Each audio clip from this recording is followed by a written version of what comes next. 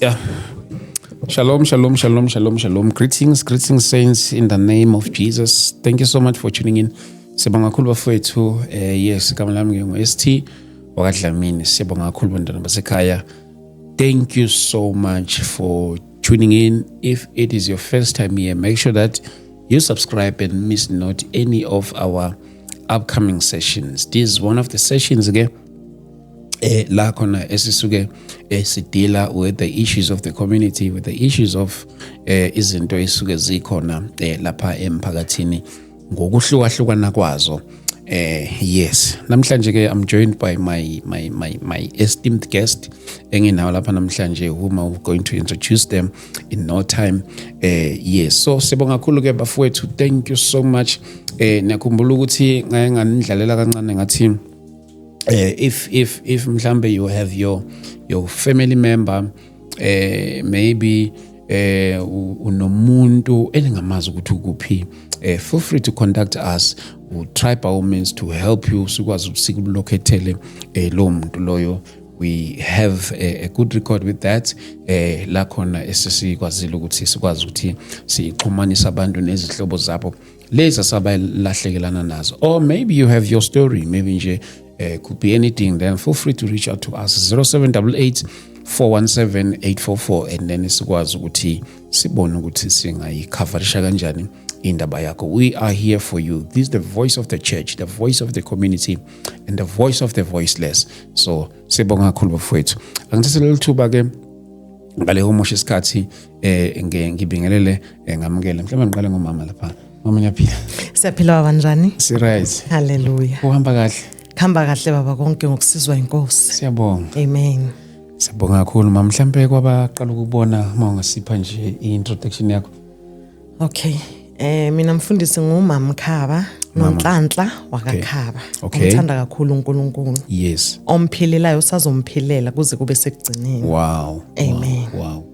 And uhambe wedwa lapha uhamba nomntana wakho lapha, mhlawumbe sethlithuba simbingelele. Amen. Siyabonga. Sanibonani igameni lenkosi yethu Jesu. Amen. Amen. Igama nguLinda wakaHlophe, ngumntwana kaMamkhaba i-firstborn. Yes. Yes, nguLinda Hlophe. Okay. Sihlukile ngayibonga ngoba umama yena sewashada kodwa usasenami empilweni yakhe. Amen. Wow. Thank you so much baba. Siyabonga kakhulu. Bafowethu sizongena kulesi story lesi lapha namhlanje. Mhlawumbe ngizoqala ngomama. But before we siqale, let me just pray. Hallelujah. Let me just pray before singene straight kulesi story sethu esingaso lapha namhlanje. Heavenly Father, we thank you. We give you the glory. We thank you, Lord, for this opportunity of life that you have given unto us. We pray, Baba, ukuthi kuyona yonke into ezokhuluma lapha kule ndawo ezokhulumeka. Baba wethu oyingcwele, sicela i-intervention yakho. Singakhulumi sodwa wena ungekho. Siyakunxusa Nkosi kuba kuvele wena namandla akho kalolu daba oluzokhulumeka lapha kule ndawo. Egameni lika Jesu Kristu waseNazaretha. Siyakubonga Baba, siyakudumisa uNkulunkulu wethu oyingcwele. Nakulolu daba ke Nkosi siyakunxusa ukuba uzilandele udumo lwakho ngegama lika Jesu Kristu waseNazaretha.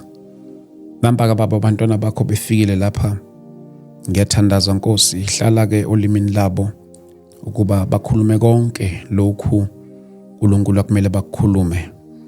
Balithole usizo lo labalidingayo egameni lika Jesu Kristu waseNazaretha.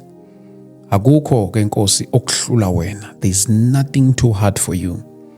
As they've come here, God, I pray uNkulunkulu wethu oyingcwele ukuba uveze umsa wakho egameni lika Jesu Kristu waseNazaretha. More than anything, oh God, I pray ukuzibonakalisa kwakho nasezimpilweni zabo nakulolu daba la namhlanje ngegama lika Jesu Kristu waseNazaretha. Amen. Amen. Thank you. Sibonga kakhulu. Mama, angiqale sibonge ukuthi ni sivakashela. Amen. Sibonge kakhulu futhi ngicela ukufaka nale disclaimer yokuthi okanye le emphasis yokuthi ukuza kweni lapha akusilona iphutha. Amen. And noma ngabe yini nifisa ukuyikhuluma ngendlela nifisa ukuyikhuluma ngayo ngicela ukuthi nikhululeke. Amen. This is a Christian platform. Baye bathi abazalwane mabebona izinye zezistory la bakwazi abanye ukuthi bangenelele ngemthandazo, bangenelele la ngayo yonke indlela okudinga ukuthi bangenelele ngayo. Amen. So hence I'm saying ukuthi ukuza kwenu la, it is never a mistake. uNkulunkulu siyamkholwa kakhulu ba ikhona into azoyenza after this. Hallelujah. Uhamba nomntwana wakho lapha, uhamba ngezinduku. And njengoba enathi lapha ngicabanga ukuthi vele istory sethu simo kakhulu ngaye. Mhlambe mama ngaqala nje usilandise kwenzakaleni kwafika la sikhona njengamanje, kube yini sizathu njalo njalo. Mhlawumbe mangawe ukusendlalele nje for nawumuntu oqala ukusibona le story namhlanje. Amen. Ngiyabingelela futhi again babukeli nabazalwane bonke egameni lika Kristu Jesu waseNazaretha. Amen. Ngibonga lethuba, ngibonga nje uNkulunkulu ongihlanganise nawe baba. Cause vele bathi mabangitshela ukuthi you are a pastor, ngaba nalento engimuvayo ukuthi yazini izinto sizizolunga manje. Ngoba like size e-studio somuntu 1 osaba uNkulunkulu, 2 othandazayo. Into yaqala kanjena, uLinda uye ifirstborn yami. Okay. Waqala agula, I think bekanabo ma 8-9 or so, yes. Makagula mina ngazitshela ukuthi mhlambe uphethwe yisisu, yabona? Okay. That's okay. Ithi ngimfaka ilaxative asebenze isisu, ngamfaka. Hey, wathola ukuthi mangimfaka isimo siba worse. Ngalendlela yokuthi kwaze kwamela ukuthi ngimthathe ngimnikise eclinic. Okay. Ngamthatha ngamusa eclinic, mangifika naye eclinic bambheka bathi hayi mama, le ngathi I more than isise singcolile. Bamthatha bambizele ambulance waya ePhulusong eTsakane esibhedlela. Okay. Mafika ePhulusong, mina by then bese sengijikile ngekhaya, wahamba waye ePhulusong. Hawu mangisahleli kuntambama, I think it was 8 o'clock. Okay. Wangena icall ukuthi sicela ukuthi uphuthume esibhedlela. I rush into the hospital. Mangifika esibhedlela bathi hayi mama, sizokutshela ukuthi umntwana lo une kidney failure. And thina asim attend umuntu wesimo esinje la ePhulusong. Kumele aye uyicase yase Joburg Gen. Okay. eCharlotte Maxeke. Okay. Okay, fine. Basibizele ambulance. Yasithatha iambulance yasisa lapho.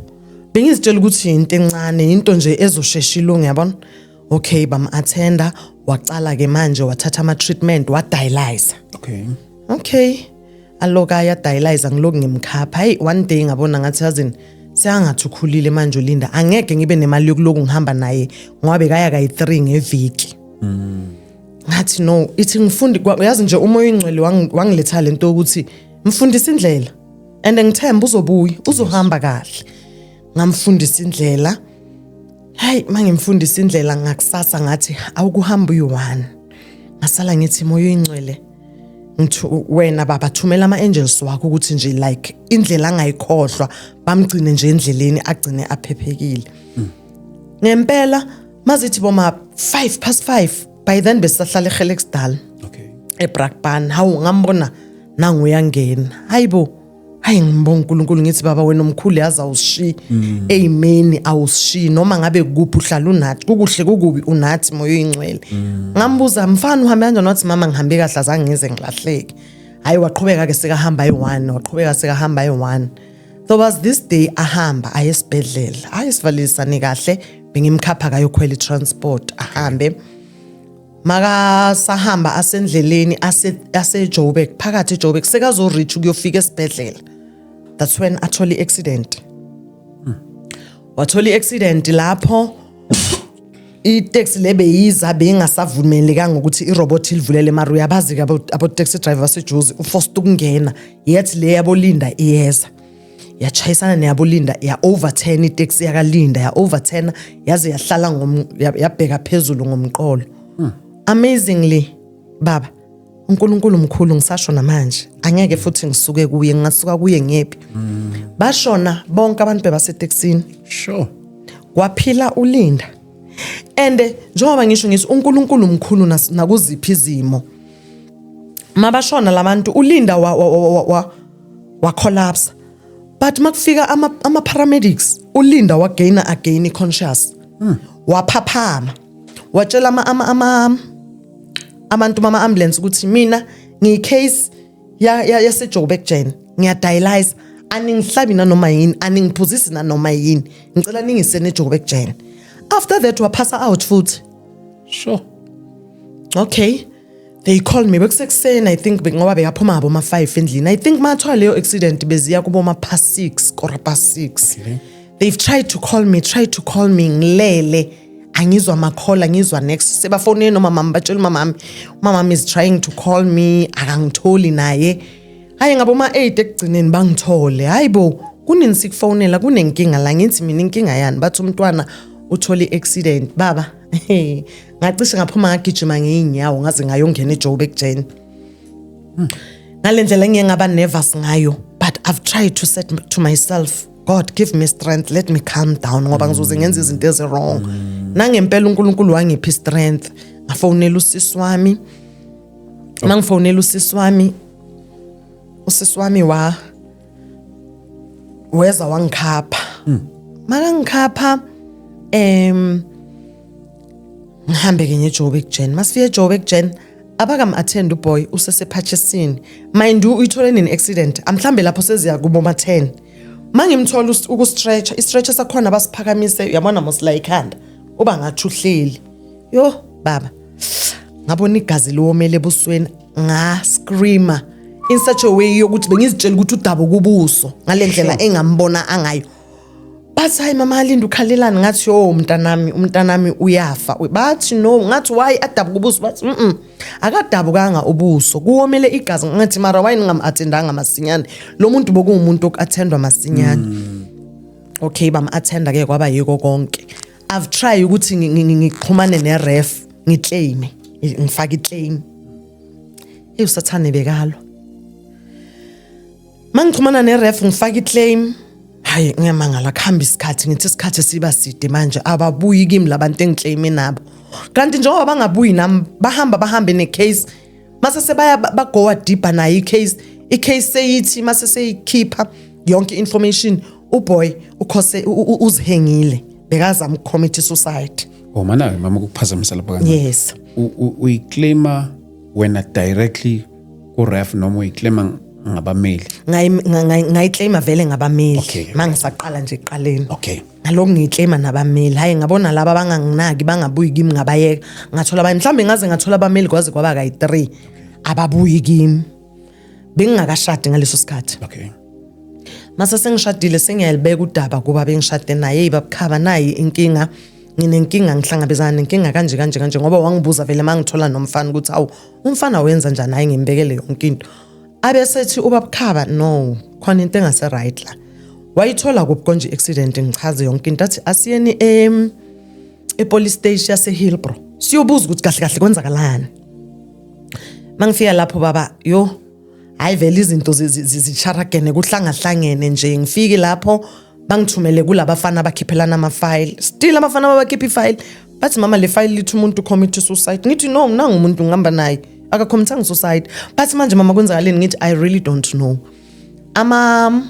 traffic cop wabhala statement lapho yiwo abhale izinto ezi-wrong ukuthi how I don't know Sure. okay ngibuya lema officeini ayi sengimile manje sesimile ephathisini yimi huye ubaba sixakekile manje ukuthi mara sizobona senze njani manje lento hawu mase samile sixakekile hey ngithi mkhulu ongakimi kunowasezweni kuvumba komunye usisi lo sisi sime straight neoffice la kathi hayibo guys dala nimela kwenze njani ngichaze vele story athi asingeneni la aye ku inle Computer lapha. yes ku computer yakhe athi mama uthi kwenze njani ngichazele vele ashaya la ku computer athi ish yazini ngicabangani hey umoya ingcwele bazalwane uyasebenza athi ngicabanga ukuthatha lama number la ecaleni ngiwanikise ekugcineni ngithatha sekugcineni like ngiswipe ama number ngempela ama number swipe ma uswipe ama number abuya la shaya lama number kuvele yonke information kaBoy ukuthi Linda Hlophe kuveze nokuthi uhlalaphi yo yazi baba ngibona uNkulunkulu ahamba nami ngithi Jehova ngiyabonga athi na iyaveza hayi sibuyele ke sibasibizele station commander si yabona mose ngithi abanabuntu singijika nje singishonsele ya ugcwele ukudlala into yomntwana uyazi ukuthi uhlela imali engakanani ngalomntwana angeke uphinde usebenze only if uzoyisebenzisa ngengqondo ngithi no baba kokucala ungibuza ukuthi why kuze kufike la ngimchazela ayisekayehla ke uyabona ukuthi wo bokuyile inkinga ngithi yebo inkinga bokuyileyo ngithola ama-attorney ke manje ngiwathola eBenoni bawasesebhenoni iDavidson attorney ngiclaim nabo mangiclaima nabo iyahamba case bakhiphe i-court date mabakhiphe i-court date thola ukuthi sokuyi-COVID bathi hayi siyayikhansela bathi singasavuleli any court singasavuleli next kumele kume yonke into ezweni ime nje stand still into ibuyele emuva kanjalo hayi sihlale ke sithi bazokubuya kithi bangabuyi mina ngeke ngiyilo muntu olandelelayo hayi ngiba WhatsApp ngithi guys senithulile sidiscuss kanti kwenzakalani hayi sibayacala bayakhuluma manje hayi i-case yona iphelele mara bathi kumele i-ref ikhiphe i-undertaking certificate ngithi manje kubo paper ngazi bathi ubani akekho emsebenzini uyo kumele ayi-issue but still bathule futhi isikhathi eside ngilokhu ngiyazihlupha mina ngithi hayi guys angikwazi ukungathula so in my mind ngibe nalento ukuthi yazi laba hayi cha manje kumele ngisukume ngiyobona ukuthi ngiphuma kanjani nabo it's either i-ref engenzela ubugebengu or yiwo lamagcwetha angenzela ubugebengu kuzocaca kulethu ukuthi kahle oze nobugebengu okanye imali yomntana amidliwe hayi ngelinye ilanga moya ingcela athi awukufonele ref ngifonele ref hayi uyayibamba umfana ngithi hayi ngicela ukubuza ngecase yomuntu nje ukuthi claimiwe na abheka umfana abheka athi mama hold on kancane abheka athi mama iclaim i-case iphelela kunani next eshodayo angazi kubambephi I was saying God kwenzakalani ngithi or uNkulunkulu uwovimbayo ngoba wena ubona ngaphambili kunathi lathi nasingaboni khona maybe or khona umlungisisayo between us uyabona ukuthi mawungarelease le mali kuzonakala into eziningi ngithi yazi inkosi angisazi ngenelela until size sithi siphonse kuba umnkosi indaba uba umnkosi athi asiyeni ku broadcast i-broadcast kuzokhulumeka i-broadcast ibonwa yizwe lonke uNkulunkulu uzongenelela ikhona into ezoyenzeka mamkhaba njengoba sizela namhlanje yiloko bafowethu ngoba sihlala endlini sicashile sibaningi ama siblings wakhe yimi ubaba incane indlu leso sikhathi uhola imali yabo gogo ubaba naye akasebenza umsebenzi u10 kangako kusesikhathi sibhadala ngayo yona leyo mali ulinda udla ku different akadli nanoma yini makadle nanoma yini uya complicate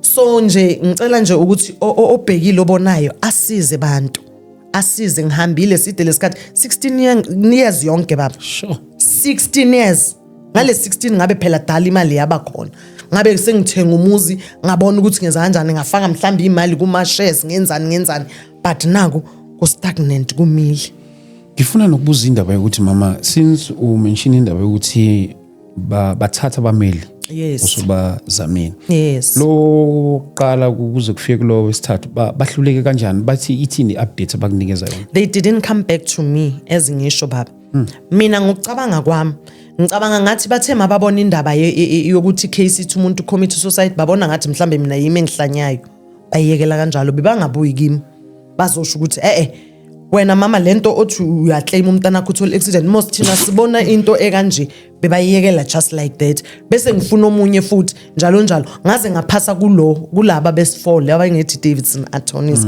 kan bang attenda ke labo ngoba ngaya eHillbrow ngayothola into right okay yes indaba ye-statement so kulesi babhala khona ukuthi ube community suicide okanye community suicide i-statement esabhalwa ngamaphoyisa la bafika kwisimo ye-accident yes so bona babhala ukuthi community i-suicide kwi-accident hey mina ngaxake ukuthi kwenzakalani lapha ya ngoba vele basho kanjalo mabakhipha ifile bathi nali file nayi number iyasho umntwana kanje mara bathi lo mntwana ucommit suicide ngaxake ukuthi kanjani ngoba bafikile kusini bayibona yonke into how can bangathi umuntu abambonile akusini bathi commit suicide ngaxake kanje lapho ukuthi kahle kwenzakale ini la Mhlambe ake ngiye kuyo mfowethu mhlambe angazi noma kukhona ongafisa ukusho before sizodlulela phambili mhlambe if kukhona ofisa ukuphawula noma ufisa ukusho. Yes, amen baba nyambingelela futhi egameni lenkosi yethu uJesu. Amen. Amen. Yabo njengoba ngishile earlier ukuthi ngulinda Hlophe. Yebo yimi umnikazi wendaba kakhulu size ngaye. So lento le yayo yonke lento ye accident i-dialysis ngapha ingitraina kakhulu empilweni baba ngoba kakhulu into eyiningi angikhona ukuzenzela. Ngisizwa umama ngithwala ngenzele lokho nalokho angikhona ukuthi ngibe busy ngiyofuna maybe isikolo ngifunde nabanye abantwana ngayekela isikolo vele mangiceda ukuthola i-accident ngoba mengasakhoni ukuhlala for a long period ngihlezi so ngoba ngaba nenkinga ye-back. So ngayekela isikolo azange khona ukuchubeka nempilo yami ezintweni eziningi. So kuningi nje okwamisa impilo yami ngalendlela yokuthi ngagcine nasesibhedlela bathi bangi-admitha ngigula ngikhwehlela ngingazi kunani inkinga ngikhwehlela kakhulu ngiphuma into engathi ama-clots la efubeni. Udoctor Makasho alanda ama-x-ray wathi amaphapha ayaphela. Sure. Wathi lento le ibuya from lapha kuleya accident le. Ngoba ngashayeka kakhulu ngashayeka ngalendlela yokuthi mayiloko i-roll taxi izilale ngomhlanje ama seat wonke waphelela kimi lawa mewaphambili I think I2 or I3 wonke weza last. That's why nginenkinga yamadolo neback. So izinto eziningi angikhona ukuthi ngiziyenze kakhulu njengoba kubusika kanje kumele ngihambe ekseni for my dialysis every Monday, Wednesday, Friday. Sure. So kuba inkinga ngoba ekseni kuyabanda. Sure. And the more ngithola ama pain the more ngithola amakhaza the more ngiba nama pain. And the more ngistruggle ukuthi ngenze kakhulu for impilo yami. Ngoba njalo mangiba nalama pain ngiba nama complications. Manje sengihlupha umsipha la. Mangibuza abo doctor bathi le misipha iyenzwa yiyo lento leyo ukuthi angitholi enough rest. Ngihlale ngisendleleni ngithola amakhaza nini ngihleli kabuhlungu kule hospital transport abasitransporta ngayo from ePhulusong to iJoburg Journey every day. Sure. And sometimes sibuya late njengayizolo ngibuye ngo8 o'clock endlini. Ngenxa yokuthi abantu baningi kumele bathathe laba babuyisele njalo. So kwatholakala ukuthi mina ngitholi last load mase ngilindile lapha ngiyagodola anginanendawo yokuhlala ngoba ama security kakhulu lapha bayakhipha abantu ukuthi bayohlala ngaphandle ngoba abantu bayaganga ubuningi babo bakhona lapha ku bathi yini ngaphakathi. Yebo ngaphakathi kwi sengikhohliwe la bakathandela khona mawufika i-casualty. Yeah masihleli khona i-casualty abantu abaningi bayaganga ema-toilet into ezinjalo. So kaningi bathi sicela nilinde ngaphandle imoto zenu. So kuba inkinga kakhulu for mina lokho ngoba ngifike endlini nginama pain ngingakhona ukulala. So manje mangasizakala ngendaba yokuthi ngithola imali yami ngakhona ukusizakala ukuthi umama angisize ngokungiyisa esibhedlela angilande ngithole nokudla oku right for mina ngoba ngicine ngidla ukudla okungicomplicatesayo njengoba umama asho ngicine ngidla and i-diet yami ifuna ngidle ukudla okuthize ukuze izosupporta i-dialysis plus nomzimba wami njengoba ungakhoni ama-kidney ukukhipha ama-toxins emzimbeni wami. So ngiba nama complications amaningi ngokudla okuyenziwe okunama chemicals nako konke lokho. Ukumanje nje namanje amathambo wami mangathi ubheka la ezandleni isandla lesi ngenxa yama crashes ukuthi ngihamba kakhulu siyabhenda naso sithi manje. Sure. Ngenxa yokuthi njalo kumele ngihlale ngi-up and down angikhoni nokuthi umuntu makathi ngicabangile omunye umama weza kimi wathi khona abantu engibaziyo angibangakutholela bona bakuzame ngokuthi ufunde at least umsebenzi wezandla kube khona into oyenzayo ngempilo yakho. Ngavumelana naye ngoba manje ngihamba i-dialysis every day baba Monday, Wednesday, Friday ngihamba ekseni ngibuye ebusuku angikhona ukuthi ngi-attende khona lapho ukuze nami impilo yami ngizoyimela. So kuningi nje okungihluphayo empilweni ngoba nokuhlala futhi nabangani bami ngibabona abafunda igolo baphumelela leyo nto yangilimaza kakhulu ngoba mina angikhoni ukwenza nix ngempilo yami ngaphandle komama vele akukho ekuningi engikwenza ukukwenza uye ohlala ngisupporta mangithi ngifuna ukwenzani uyangisupporta nakhona ukuthi ngisiphume ngengaphandle nyo experience impilo nabanye abantwana angikhoni ngoba ama pain into ya everyday mele ngihlale ngisendlini umama nginakekela angenzela amanzi okugeza angenzela ukudla yonke lento engidingayo umama uhlala seduze kwami so mangingatholakala ukuthi ngitholele imali yami ngakhona ukuthi at least ngenze okunye nokunye yes ngokuthola isupport nama ideas from abanye abantu yebo injalo baba iyangihlupha kakhulu le ndaba le ngalendlela yokuthi esibhedlela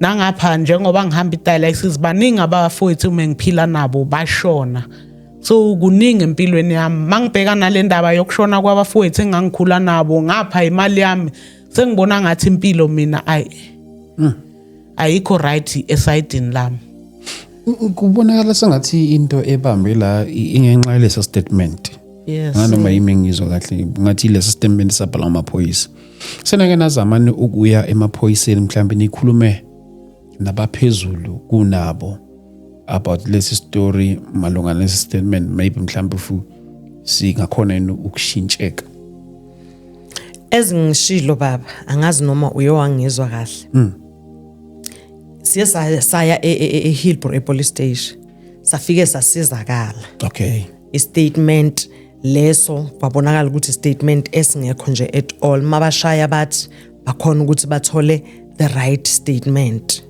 njengoba ngisho ngithi uyowathetha ngoba siyathi sicela ukubona omkhulu sibuza ukuthi kwenzakalani kahle la waye kutholakala ukuthi statement sithi yet umfana nangu ukhona uyaphila kafanga then bakhona ukuyirectify leyo nto leyo sahamba vele saya kulabo esiclaima nabo manje iDavidson Anthony saya nento right ephelele yes leyo kube ngifuna ukuyibona ukuthi lamaphoyisa agcina kwazile ukushintsha lesi statement yes so sasenzeka saba right phela nje angazi kubupheni ngoba i1 nje into ekumele iphume i1 nje esimple kumele kuphume leyo date yase court there is this thing bayeba amagcwetha ayewathi kushoda bathina khona ama CT scans kunama CT scans ashodayo we went to the hospital sawathola lawo ma CT scans ngoba nje kwenzeke umusa nje nalapha ngoba bathi hey lento enibalayo yakudala thina sizibeka izinto kuma archives yazi destroy ezakudala kakhulu but ngokungenelela kaJehova ngoba uJehova uyafohla wasifohlela uJehova bakhona ukwathola ama CT scans wakamfana sabathumelela wona sakwabhadala wabhadala amagcwetha imali yalawo ma CT scans but now asathuliye nawo asiwaza sayenzani ngoba basitshela ukuthi khona iadvocate ekumele ingenelele kule case kodwa kusathulekile sazi ukuthi kwenzakalani yeah mazana bami nantu kudaba njengoba sinizwile silulalele sonke lapha ingakho ngibayisa phambili ngibayisa emuva ukuze sikwazi ukuthi sithole a full clarity about lesi story mhlawumbe khona umele ngizozama ukumthinta la ngizwe ukuthi because na udila nazinto lezi zikaso usekwafika na elana kunomunye umzalwane osekwafika na elana into yakhe nje angazi ukuthi benza kanjani sizozwa ngayo mhlambe nasizothi kumbriefa kancane ngalesi story sizwe ukuthi mhlambe ayikho into abangayenza kodwa before that undodana wakho semdala ubhizo yamnakekela njalo so ngifuna ukubuza nje ekuthenini ukuthi ekumnakekeleni kwakhe engasesilona usana ngoba wakade umnakekele sewusana manje usemdala yabona manje engathi impilo ibuyele emuva manje usiyomnakekela nje entweni mhlawumbe wena uthola mhlawumbe khona izinto ongasakwazi ukuzenza because of yena njengoba naye ukhona into angazakwazi ukuzenza because of i-situation asekuyo njengamanje yeah zikhona babe angisakwazi nje kwenza lutho mangabe ngiyabona ukuthi ngizohamba mhlawumbe endlini ngihamba isikhathi eside kumele ngihambe naye ngoba I think a month or 2 weeks ago uye wafitha wafitha sesibhedlela wavela nje iqhubu elikhulu nje la isiphongo lelo qhubu la result ukuthi imali yehla libohla liza la emehlweni mawungamazi umbheka vele ungaqeda wena nenhliziyo yakho ukuthi yabona lo njengoba hamba la crashes unyawo bebamshayile uyaganga uyayizwa lento waba nalelo qhubu so I'm afraid nje vele kwakudala ngisaba ukuthi ngimshiye ayi1 angimshiye ayi1 mina impilo yami vele sengaze ngayinikela kuyi ngazitshela ukuthi yazi nginomntana onesimo angeke azakhona ukukhamanzi ngeke akhona ukuzichithela ngeke akhona ukwenza ezinye izinto kumele ngibe there for yena njengoba asho ukuthi maka esibhedlela uya struggle a lot enye into engiyibonile ngize ngasho ngathi yabona kube bese seyikhona imali yakhe ngoba I can drive ngizothenga imoto at least ngikhona noma ngingamsusa endlini ngiyombeka esibhedlela la thatha khona i-transport noma ngingazitshela ukuthi yabona manje vele sengisebenza yena umsebenzi wami vele as ayiwo ngimthathe from ekhaya ngimbeke eJoburg ngimele aqede yonke into ngoba vele sengiphilela yena mina baba isekenye into engiphilelayo I cannot go out nanoma ngihambile ngamshiya mhlambe nosisi wami usisi wami akamazi ngalendlela mina engimazi ngayo ngiba nje nalento ukuthi mangingekho eceleni kwakhe I wonder so yimi nje engimbhekayo and naye uhappy ngokuthi ukhona umamami she is there always ngoba abanye abazali makacala umntana bakulesimo they run away abayingene nje indaba abafuni kwazi so ngizibuza ukuthi if ubaleka vele uthi umphushela kubani umntanakho so ngibe naye from leso simo leso until today angihlukani nalomuntu ngihlala nginaye 24/7 ngihlala nginaye nje uyiburden yami and sengize angisenabhlungu angisenabunzima baleyo nto angisenandaba nokuhamba nokuyapi ngiyepi bake bangimeme mama woza uzosishumayelela kunenkonzo yani mama hayi ngibatshele ngithi hayi guys namhlanje ngeke mangikhonile ukuphumelela makhona usisi wami naye angabambekanga ngiyapurukutshela masinyane ngiyoyenza lento abayenzayo from then ngivalelise kuze indawo ngize ngivalelise ngingadlanga nokudla ngoba ngisuke ngicabanga yena ukuthi manje sekadinga mina akekho umuntu ongakhona lo muntu inzima impilo yakhe idinga mina namandla wami aphelele and ngibonga uNkulunkulu ukuthi ungiphile leso sineke sokuthi nje ngibe nesineke sakhe ngibe there for yena ngiyambonga nje uJehova ngoba the way angakhona asebenzisa ngakhona omunye umuntu vela ngeke azamkhona ngisho noma kungathiwa imali yakhe sengiyayithola ngiqasha umuntu uzoya ayakhathala athi yo hayi uyasebenzisa lo mfana so mina sengimjwayele angazi uyasikhumbula bhuti ungakahambi ngama crashes angithi angithi ndakusikudala yenzakalile kakhulu ezimali yenzeka ngomunyaka kwanje 2010 so nje uma ureflecta back ubuka ngalezi ikhathi usakwazi ukuyihambela ungakahambi ngama crashes njalo ngiyazi ukuthi mhlawumbe ikhona mhlawumbe impilo uyayibuka ngalesi sikhathi ubuka ukuthi yazi manje ngabe ngikuphi kube asikho lesi simo lesi njalo ngiyangizwile ekuqaleni ukukhuluma indaba ukuthi uma ubuka your peers so mhlawumbe abanye babo basafunda abanye mhlawumbe sebeqedile njalo kuwe kungesike ukuthi mhlawumbe ubhlungu bokuthi mhlawumbe nawe ngabe ulapha kanye nabo ikhona enye into eyayikunikeza mhlawumbe incindezi ngesimo sakho yebo baba ibhlungu kakhulu lento lena ngoba njengoba ngisho ukuthi izinye kuba nzima nje nokuyenza into elula abangani bathi namhlanje sikhipha itrip ithi sihambeni siyobukela ibhola egroundini ethize angikhoni yebo so ngiyayikhumbula indaba yokuthi ngisazihambela ngisakwazi nami ukuyodlala nabangani ngi-enjoy impilo ngi-experience impilo ngaphandle nabanye abantwana so manje njengoba seyinjena impilo yami kuba nzima kakhulu futhi mangikhumbula emuva ukuthi angizalwanga nginje njengoba sengifika la ngifike kanjani la kuba buhlungu kakhulu ngoba manje impilo yami ngina-30 this year baba so abangani bami abaningi baphumelele baneyimoto banemizi yabo mina ngisase under icare kamama iba buhlungu kakhulu leyo nto and more especially mangibona ukuthi ikhona into engatshintsha impilo yami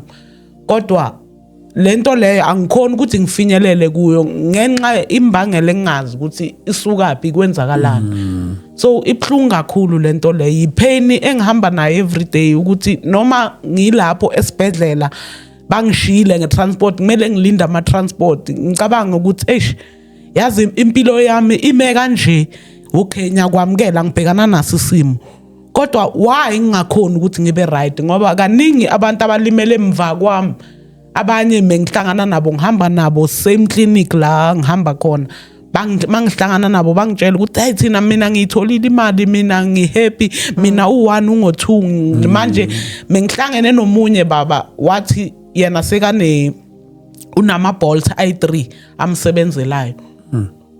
Ngangikhula naye vele naye ahamba iphysio la ngihamba khona, so ibabhlungu kakhulu lento leyo baba ukubona ukuthi abanye abantu zabayenzakalele izinto yet mina ngistucked la angikhona ukuthi ngichubeke nempilo yami. And the worst part mangiyibheka impilo yami mengifisa mina ukuba yichef. Okay. Ngisakhula ngikuthanda ukupheka, ngithanda nokuba itraffic cop ke ukuma emgaqweni ngibheka ukuthi kuhambwa kanjani, kusetshenzwa kanjani, mengithanda ukuba itraffic cop.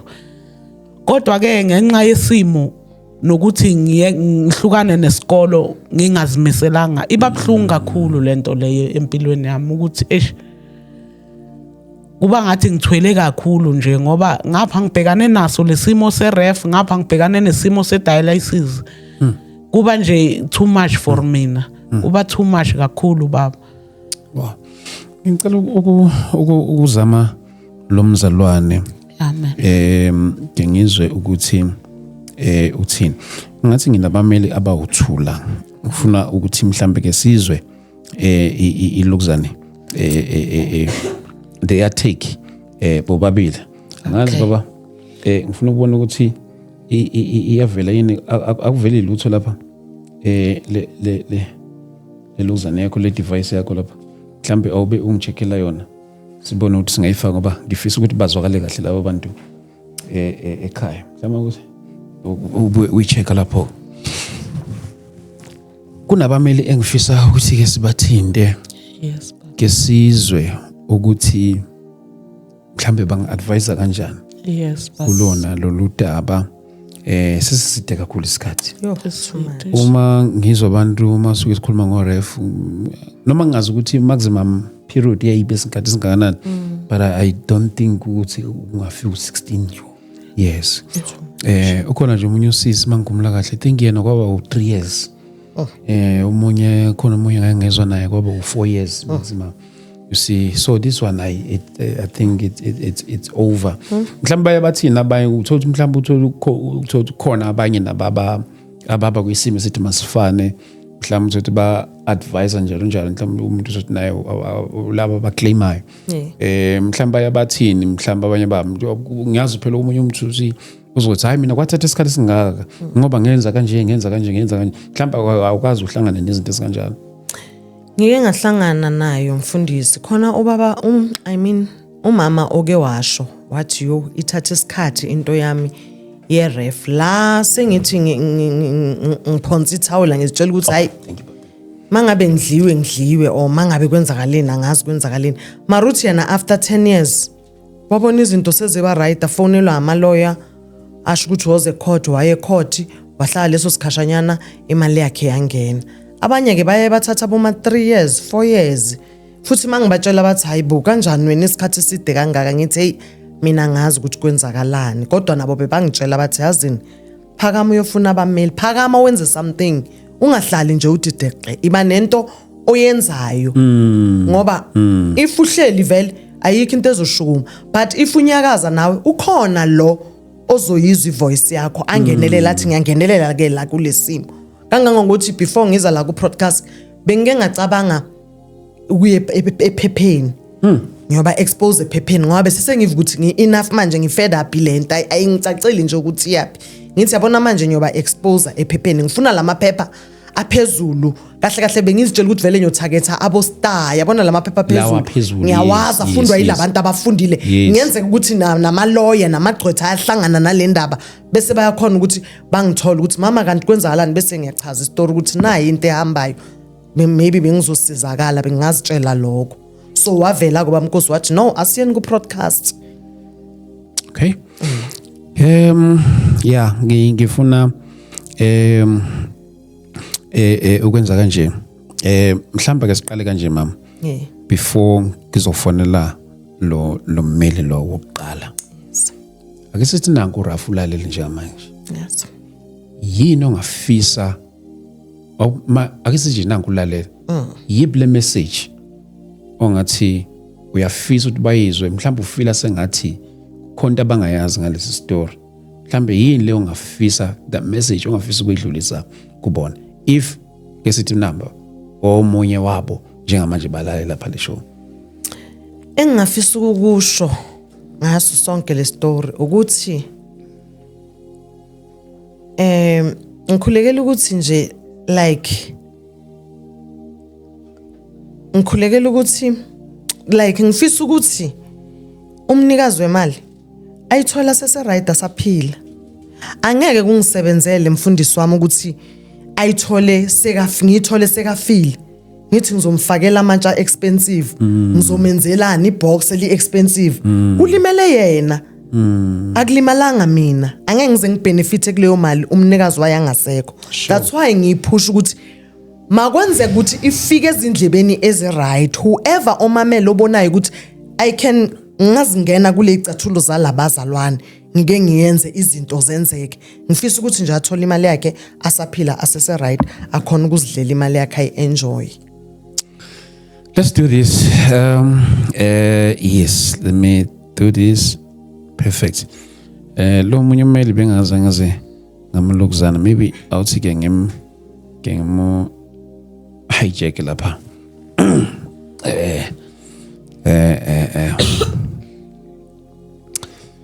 Hey, yeah, say call inkosi.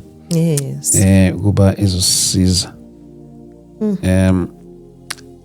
My advocate. Yaphila kunjani? Angitholanga ufkati. Kancane futhi singakhuluma kancane. No, kancane. Yazi ngihleli lapha nama guest wami lapha. Yebo. Kune issue la ngizozama nje uku highlight kancane istory sabo. Mhlawumbe uzongisiza nomama ukuthi ngi-highlight kahle. Yes. Umama unendodana anayo la eyaba kwi-accident about 16 years. Yes, ago About 16 years ago. So manje they've been struggling with indaba zama claims. But i-issue yokuqala yenzakalayo kwi-accident okanye kwi-scene amaphoyisa afika amanye awo babhala i-statement sokuthi ucommit suicide. But they tried ukurectify leyo nto leyo emaphoyiseni bayilungisa leyo nto. Then they tried after ukwenza i-claim but still abazange baze bawina kulokho. So angazi mhlambe ngithi ngifonela umuntu all-right njengawe mhlambe angazi ukuthi maybe what is it that you can say malunga nalo udaba. Ngiyaza manje ukukubriefa kancane since ubambekile lapho kwena ngikuthole off guard. Yebo mfundisi, i-accident yabo yenzeke 16 years ago. Yeah, 16 years ago. Bekutheni kuze kuthiwa yi-suicide accident. Mhlambe awukhulume mama mhlawumbe uzokuzwa vele yes. Hey mama asazi ngoba Maybe uyamuzwa ne? Ngiyamuzwa baba. Nakho, yeah. into eyayenzakala mina mase sengibona ukuthi sengiclaime nabameli baze baba yi3.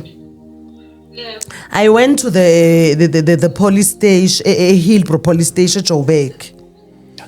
Mangifika eHillbrow police station ngiyobheka vele ukuthi case number is it right na. Mangifika lapho bafika khona lapho la bangithumela khona ukuthi kunama dockets lawa bathi i-case le ithi umuntu commit suicide. Then I told them ukuthi uyicommit kanjani suicide ngoba nanga umuntu engihamba naye olimele. Uyayibona? And then there was a lady rectify yonke lento le lady leli la sisiza ngoba lathatha inamba eziseqaleni lezi ze case laziletha ngapha esegcineni laziletha ngapha. That's when appeara kahle case ukuthi nanga umuntu wayithola vele accident. So manje ukusho ukuthi ke manje zange nikhona ukuclaima for i-accident le. sakhona ukuyoyiclaima mama seclaima yonke into but manje simangele kuvimbekile asazi ukuthi kuvimbeni kangaka kodwa ngathi mase sengiyilandela kahle ngibuza ukuthi kanti yini le evimbile mababheka basho bathi kuphelele yonke into thina sazi ukuthi kuvimbeni angazi ngempela ukuthi yini le engaka evimbile ngoba before i-COVID bayikhipha i-court date then base bayehlehlisa Niclaimelwa amagqwetha nawo niyaclaimela. siclaimelwe amagqwetha ama-Davidsons attorneys Alright ke mama. Ngoba niclaimelwa amagqwetha. Ngiyacabanga ukuthi bekumele ukuthi ani-update mawukuthi kwenzakalani ngecase yenu. Bekungamele ukuthi senikwisimo manje ningaboni kahle ukuthi kwenzakalani. Ngiyacabanga ukuthi bekumele ukuthi banicacisele ukuthi icase yenu uma nxa ime kuphi manje. Yes. Ngicela lapha kumfundisi uDlamini ukuthi mhlambe aninike inamba zenu ngoba nami ngiligqwetha uyabona inamba zenu ngoba ngiligqwetha uyabona ukuthi manje sengifuna ngathi ngithatha umsebenzi kwabanye abantu who are already doing it uyabona ma yes into engathi ngisize ngayo nje ukuthi ngicheckele ukuthi uhamba kanjani uma nxa kuphi mhlawumbe kunalani ngaqondi khona banicacisele khona yes Bathi ngoba senikumanye amagqwetha angivumelekile ukuthi bengathi manje senginikeza i-advice yokuthi nenzeni. Yes. Kodwa namagqwetha wenu uyamthola mama. ngiyakuzwa mama Kodwa-ke ngizokhona ukuthi ngibone ukuthi sisizane ukuthi ngibone ukuthi imetha yakho kuma nxa iphi manje. you're right Okay. Ngiyabonga mama. Thank you so much. Siyabonga kakhulu. Siyabonga kakhulu. Ngiyabonga mfundisi. Nazo ke mama. Thank you. Yes, umuzwa kahle mama ne. Yes, I ngiyamuzwa think iyacaca lento yakhe le yokuthi angithi mhlambe ezinye izinto nizosikhuluma private ngasasikhulumi khona lapha. Mhlamba ke ngithinte nana ngoba bengithe ngifuna ukuthinta bobabili ngicela ukuthinta nanango owesibili just siza ukuthi yena anga advisor kanjani hayi ngoba singamthembi into yokuqala senzela nje ukuthi my advocate Yes, how are you? good, how are you? I'm good. Mama sine issue lapha ngeke ngathi ukukhinta kancane ngasekuqaleni ngihleli nama guest wami lapha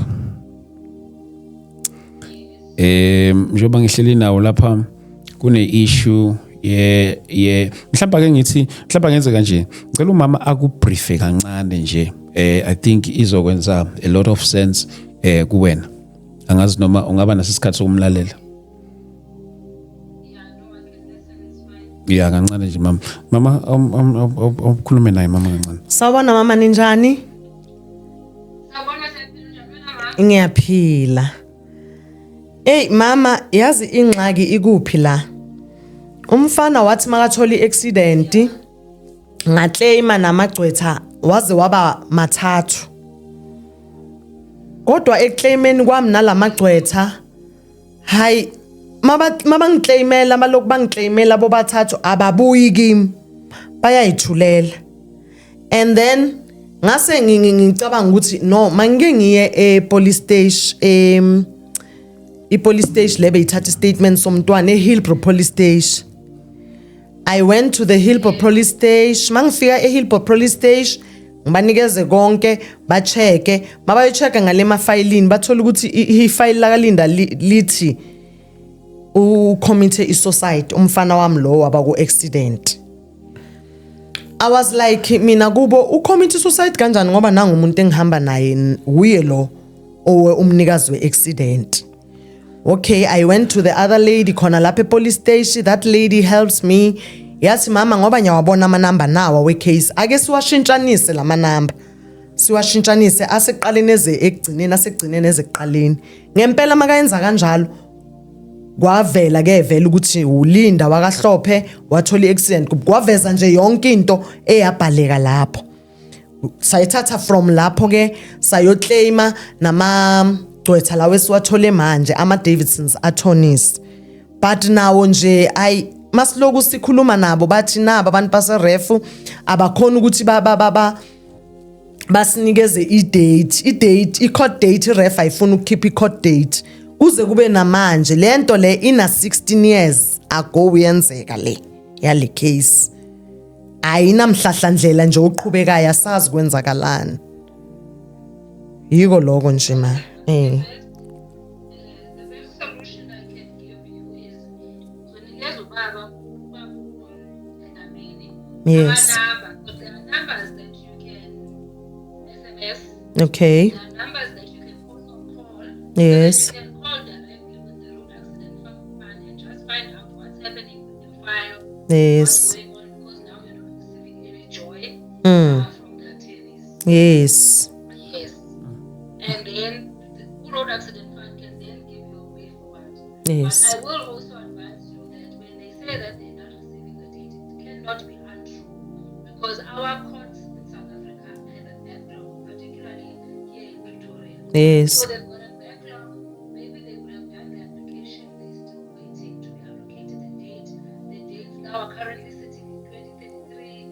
So what their feedback is not untrue or cannot be untrue. But I cannot advise properly because I don't know the file. I don't know what happened. yes I don't know what's going on. So the best people would be to go to the road accident fund and just hear what is the way forward, what has happened so far with the case, which attorneys appear on record. Since you also state that there have been 3 attorneys. yes And then maybe also attend to the offices of your current attorneys now. Go to their offices physically and have a consultation with them so that they can make you understand properly what's going on. Because one phoning is some of the things so like in translation because you don't understand the terms that they are using. So when go and consult, ask the accident fund and then you shall find a way forward.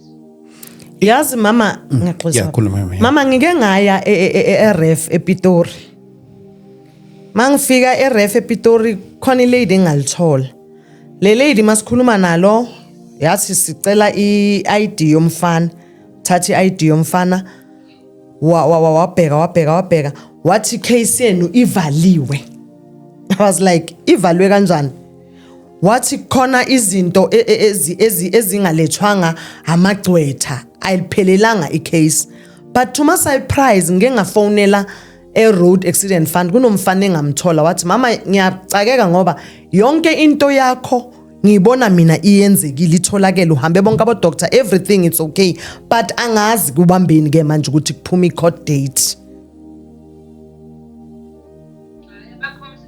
Unfortunately, they're not in the hands of the attorneys.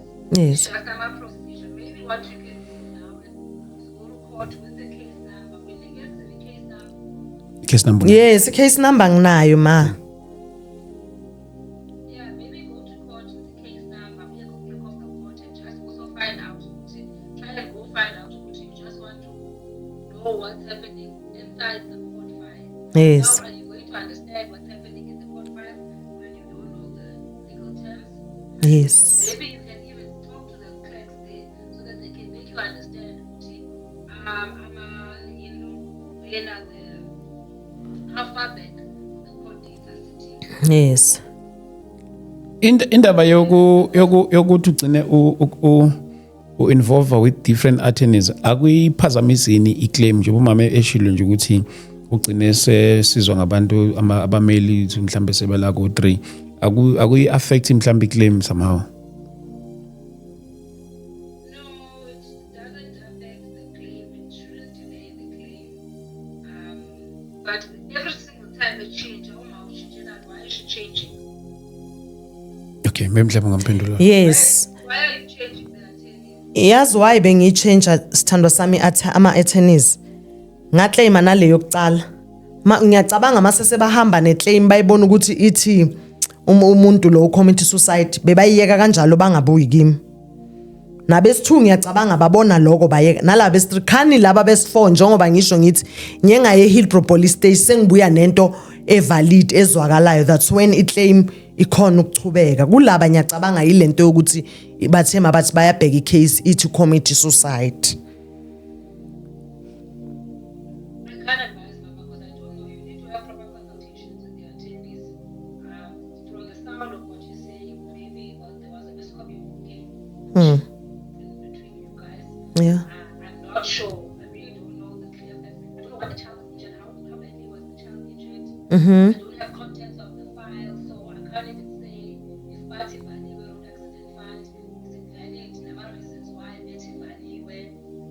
There's so many things that are hanging, and I've got so many questions. So the best advice I can give you is, I don't like club we meet outside of this context, so I can ask further questions. I can like, and I'm saying go to court with your case number. Yes. What's happening.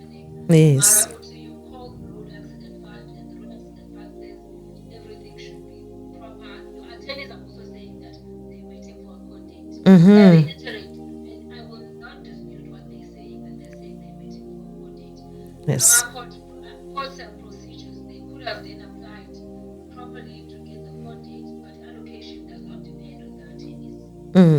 Okay. No, kulungile ngicabanga ukuthi vele mhlambe singeke sakwazi ukukhuluma konke lapha ngenxa yokuthi we are live, kodwa ke mhlambe sokwenza indlela ukuthi ke mhlambe bakwazi ukuthi baxhumane neoffice lakho. Okay, no problem. Thank you so much, ma'am. Sure, bye. Bye bye. Yeah, but kukhona mama okuyenza isense kulokhu abakushoyo kulezinto abazisho lapha. Yeah, baba kukhona ukwenza isense ikakhulukazi umama lo manje ogcina. Uyenza isense kakhulu. Angithi lo ya ungibhedele. Yes. But lo wogcina kwenza isense makathi mangithathe i-case number ngike ngiye court. So ngiyacabanga ukuthi kuzoyithatha i-case number ngiziyele mina e-court. Ngiyozikhalela ukuthi hey, it's been a long time waiting for i-court date. Kwenzakalani? Maybe kungaba nento eyenzakalayo. Ngizozama nje ukuthi ngiye court yaseJoburg High Court. Kulungile mama. Mhlambe nje in these few last seconds. Yes. What support do you think ongathi nanku umphakathi uyabuka nje manje siyibona indaba ka-ref while we still busy with indaba yakhona. Mhlambe what support ongathi yazimanga supporteka ngalendlela kule issue yami kanye kule situation ingasiza ukuthi mhlambe ngibe ngikhona ukubekezelela while si busy ne process.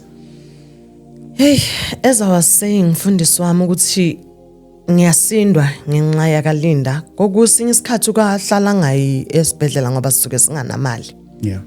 uLinda udla ukudla expensive esingakudli even thina. Ukudla kwakhe kuhlukile kakhulu futhi kunokudla kwethu. Yiko lokho ukuthi mangingatholakala ukuncedeka lapho mhlambe ngithole nokuncedeka like nge-transport ukuthi ngibe ne-transport yami yokukhona ukuthi ngimlande ngoba khona laba ke bamlacaza khona ku-12 makamlacaza lo muntu ambulance kumele amlethe endlini wathi angisayi mina le uzozibona mangabe awujiki nami wayolala esibhedlela e-casualty wabuya godola ngafuni next so khona ukuchaseka nange-transport yokuthi at least makathi mama ngingase-carnival ngiyakhona ukuthi like ngimhlangabeze ngifike esibhedlela ngimmele mangabe abakafiki ngimthathe ngibuyele naye endlini mangasizakala nje ngalezo zinto lezo. Kulungile mama sesifika segcineni ngenxa isikhathi sethu mhlamba ke senze nje kubantu abadinga ukuxhumana nawe for further engagements nanemibuzo nje abanye abangadinga nje ukuxhumana nawe personally bakuthola kanjani mabe mhlambe nanokunikeza lolu sizo oludingayo. Okay. Bangangithinta la kule number uNonhlanhla wakaKhaba 061 009 8350 uyakhona ukuyiWhatsApp uyakhona ukuyifonela. Ayiphinde futhi 061 009 8350 iyi number bazongithola kuyo leyo baba. Kulungile mama sibonga kakhulu mama. Thank you so much. Khehla sibonga kakhulu mama. Siyabonga baba. Thank you so much sir. Thank you very much. No kuzoba right kuzoba right. Samkhulu uNkulunkulu uzoba right. Thank you so much mama. Bazalwane sibonga kakhulu sifika segcineni kwesession yethu yanamhlanje. Yeah bekuyiloko lolu daba. Ake sibonane kwi-episode yethu elandelayo. But don't forget we are meeting in Soweto ngomhla ka-31 October laphana eDlamini Multi-Purpose Hall. We are starting ekseni ngo-9 inkonzo enkulu yethu yokuvala onyaka I'm inviting you to come join us on the day. Siyamkhola uNkulunkulu ukuba zikhona izinto azozenza laphana esingayicabangi esiyobona khona ukuba izokwenza kanjani. 0788 417 844 man nifuna ukuxhumana nathi for any reason okanye you want to come to the show. uNkulunkulu makanibusise, sibonane kwi-episode elandelayo. God bless you. Amen. Oh,